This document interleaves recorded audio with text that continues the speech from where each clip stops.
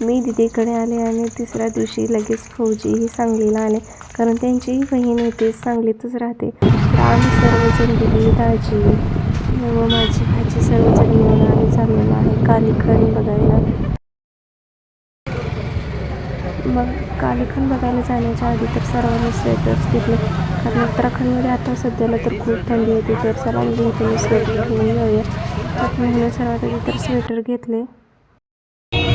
सर्वांची मस्त असे विंटर शॉपिंग झाल्यानंतर आम्ही आलो द युनियन रिट्रीट म्हणजेच कालीखण बघायला. इथे टायमिंगवरती शो होते, जरासा आम्ही लेटच आलो त्यामुळे आम्हाला आत सोडलं नाही.